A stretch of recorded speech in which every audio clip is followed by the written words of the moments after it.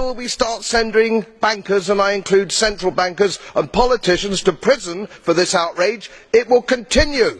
It is my opinion that you do not really understand the concept of banking. All the banks are broke. Bank Santander, Deutsche Bank, Royal Bank of Scotland, they're all broke. And why are they broke? It isn't an act of God. It isn't some sort of tsunami. They're broke because we have a system called fractional reserve banking, which means that banks can lend money that they don't actually have. It's a criminal scandal, and it's been going on for too long. To add to that problem, you have moral hazard, a very significant moral hazard from the political sphere. And most of the problem starts in politics and central banks, which are part of the same political system.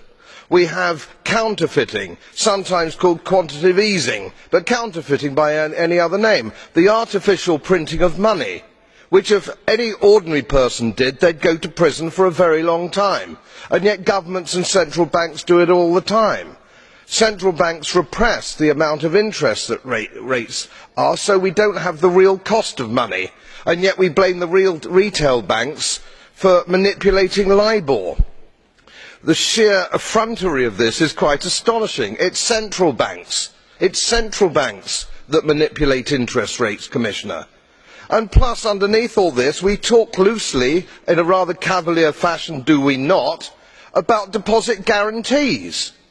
So when banks go broke through their own incompetence and chicanery, the taxpayer picks up the tab.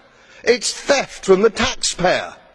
And until we start sending bankers, and I include central bankers and politicians, to prison for this outrage, it will continue.